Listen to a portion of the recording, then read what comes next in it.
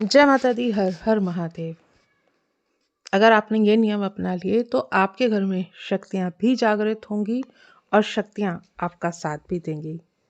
आज का वीडियो का टॉपिक यही है। वीडियो शुरू करने से पहले अगर आप मेरे चैनल पर पहली बार आए हैं तो चैनल को सब्सक्राइब करें और साथ ही साथ नोटिफिकेशन बेल को भी प्रेस कर लें, जिससे आने वाली वीडियोस का नोटिफिकेशन आप सभी को मिल सके। क्योंकि मैं डेली ही माता काली और भक्ताई से संबंधित ही वीडियो इस चैनल पे अपलोड करती हूँ।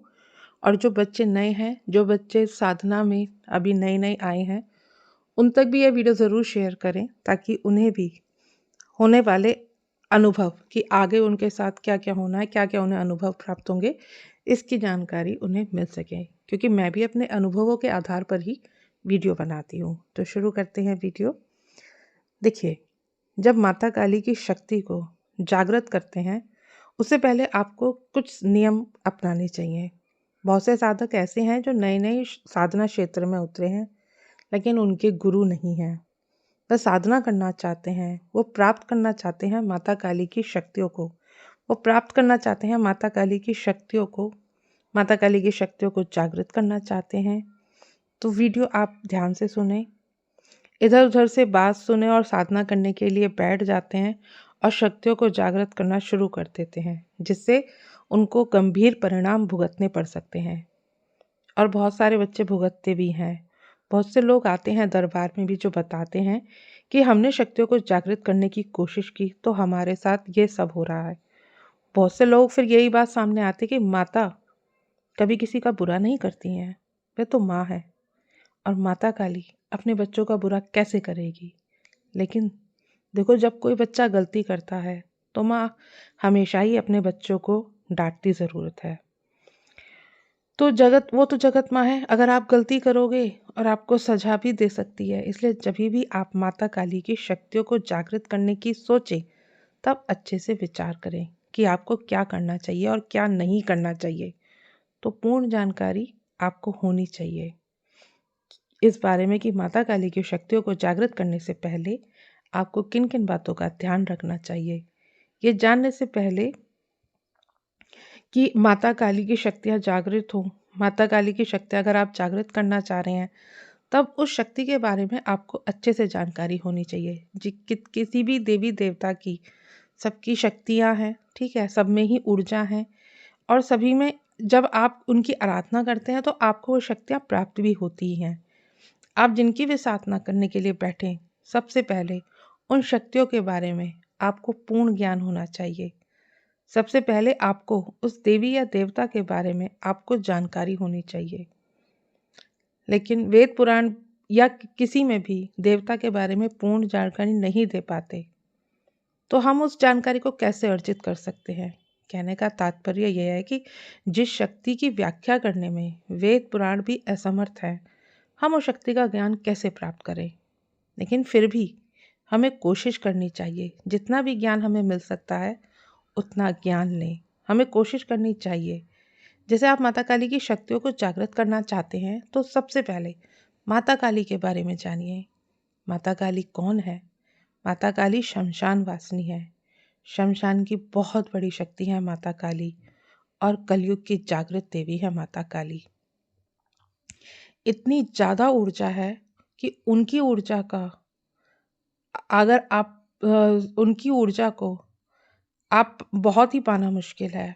और जब माता काली की भक्ति आप शुरू करते हैं तो माता काली के तत्व आप में आने शुरू होते हैं, माता काली के अंश आप में आना शुरू हो जाते हैं और आपका स्वभाव उनके जैसा होना शुरू हो जाता है। जैसे माता काली उग्र हैं, ठीक है, बहुत गुस्से वाली हैं, आपके अंदर भी वो गुस्सा आना शुरू हो जाता है। इसलिए आपको इस चीज़ को जानना बहुत ज़रूरी है। बहुत से लोग बोलते हैं ना कि मैंने माता काली का मंत्र उच्चारण शुरू किया, मुझे गुस्सा आता है, मैं बहुत गुस्सा करता हूँ, बात बात में गुस्सा करता हूँ। तो इस चीज़ को आपको कंट्रोल होनी आनी चाहिए। कभी भी माता काली की आप आराधना, सेवा या भक्ति में हैं तो बिना गुरु के नहीं करें। गुरु होना बहुत ज़रूरी है, क्योंकि गुरु ही आपको सही मार्गदर्शन दे सकते हैं। जब माता काली के मंत्र उच्चारण आप कर रहे हैं तो आपके अंदर ऊर्जा बन रही है और उस ऊर्जा को आपको कैसे संभालना है, तो गुरु के द्वारा ही ये ज्ञान आपको मिल सकता है। गुरु ही आपको बताते हैं कि किस प्रकार से ऊर्जा को संभाला जाए, और ऊर्जा को संभालना बहुत ज़रूरी है। अगर ऊर्जा अनियंत्रित हो जाए और आप संभाल ही ना पाओ, तो उससे आपका मानसिक संतुलन भी बिगड़ सकता है। आप किसी ना किसी प्रॉब्लम में, कोई ना कोई तकलीफ में आ सकते हैं। जैसे मैं अपनी ही बात करूं, ये मेरे खुद का अनुभव है। जब मैंने भक्ति शुरू की थी, तब मेरे कोई गुरु नहीं थे। मैंने माता काली का मंत्र उच्चारण करना शुरू किया। मेरे अंदर जो ऊर्जा बनी थी उस समय, उससे मुझे जलन होती थी, पूरे शरीर में जलन होती थी, और इतनी ज़्यादा जलन होती थी कि बर्दाश्त नहीं होता था। इसलिए मैं कहती हूँ कि गुरु होना बहुत ज़रूरी है। अगर मैं उस समय गुरु मेरे साथ होते, तो हो सकता है कि मुझे उस कष्ट से गुजरना ही ना पड़ता। इसलिए हमेशा गुरु के मार्गदर्शन में माता काली की पूजा, भक्ति, आराधना, साधना, उनका मंत्र उच्चारण तो तभी करना चाहिए। कुछ ऐसे मंत्र होते हैं जिनका उच्चारण आप बिना गुरु के नहीं कर सकते, लेकिन कुछ मंत्र ऐसे भी होते हैं जिनका उच्चारण आप बिना गुरु के कर सकते हैं।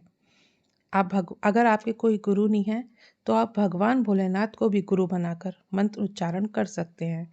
लेकिन अगर आपको उनकी सिद्धि प्राप्त करनी है, तो बिना गुरु के कभी भी माता काली की सिद्धि आपको प्राप्त करने की कोशिश भी नहीं करनी चाहिए। उससे आपको ही नुकसान होगा, क्योंकि माता काली जो है ना, उनका उग्र रूप है। वो उग्र रूप धारण किए हुए हैं।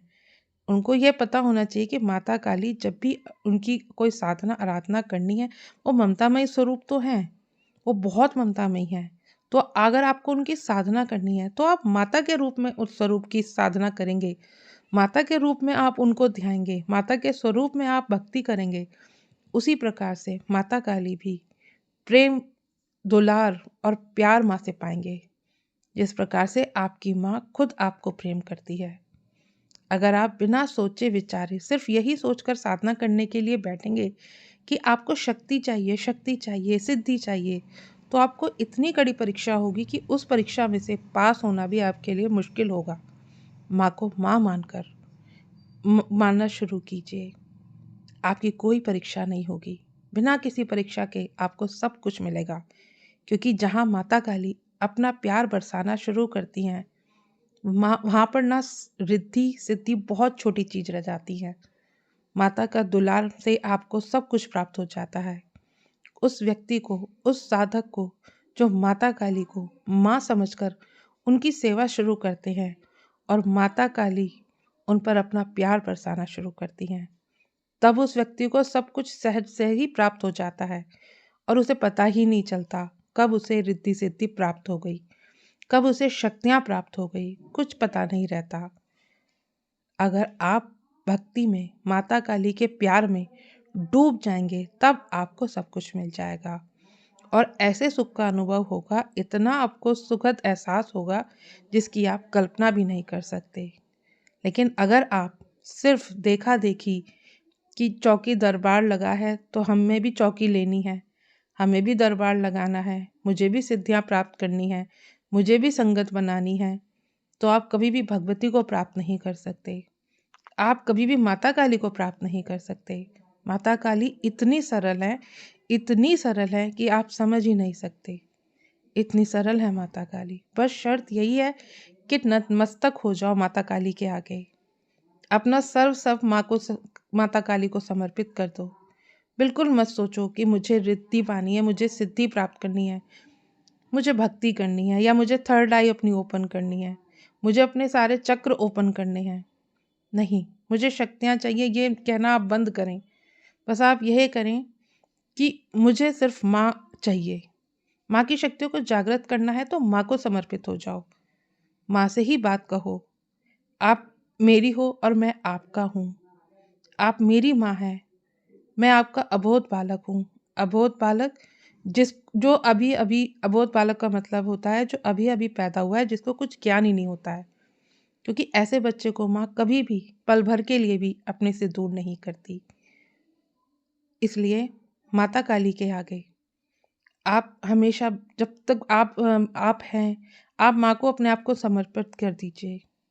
अब आप यह सोचोगे कि मुझे सिद्धि प्राप्त करनी है, तो मैं कैसे सिद्धि प्राप्त कर सकता हूँ? क्या आपको सिद्धि नहीं मिलेगी? क्या आपको माँ की शक्तियाँ नहीं मिलेंगी? सब कुछ मिलेगा, लेकिन आप समर्पण में लालच मत लाइए। आपके समर्पण में आपको सब कुछ प्राप्त होगा। खुद माँ के आगे समर्पित कर दीजिए और कहिए, आप जो भी अच्छा लगता हो माँ, मेरे लिए वह आप कीजिए। मैं आप ही का बच्चा हूँ। मैं अपने लिए गलत सोच सकता हूँ माँ, लेकिन आप मेरे लिए गलत नहीं सोच सकती। तब देखिए आपके साथ कभी भी कुछ बुरा नहीं होगा। आपका कोई भी शत्रु अगर आपको कष्ट पहुंचाना भी चाहेगा, तो वह कभी चाह कर के भी आपका बुरा नहीं कर पाएगा। आपके चारों तरफ माता काली एक ऐसा सुरक्षा कवच बना देंगी, एक ऐसा सुरक्षा घेरा बना देंगी और आपको इतना स्ट्रांग कर देंगी कि कोई भी शत्रु, कोई भी बुरी नज़र, कोई भी तंत्र, कोई भी ओझा पंडित, कोई भी आपका कुछ नहीं बिगाड़ सकता। इसलिए अगर आपको माता काली की शक्तियों को प्राप्त करना है, माता काली की शक्तियों को जागृत करना चाहते हैं, तो खुद को माता काली को समर्पित कर दीजिए। गुरु बनाइए, गुरु बना करके भक्ति कीजिए। जिस प्रकार से आपके गुरु आपको आज्ञा दे, उसी प्रकार से कीजिए। अगर आपके गुरु नहीं हैं, तो आप भोलेनाथ को भी गुरु बनाइए। लेकिन अगर आप भोलेनाथ को गुरु बनाए, तो कभी भी कोई भी उग्र मंत्र माता काली का मत कीजिए। जब भी आपके जीवन में देखिए फिर कैसा परिवर्तन आता है। माता काली का प्रेम, माता काली की भक्ति, माता काली का दुलार सब आपको मिलेगा। आज की वीडियो अगर आपको समझ में आई हो, वीडियो को लाइक कीजिएगा। मिलती हूँ नेक्स्ट वीडियो में, तब तक के लिए जय माँ काली।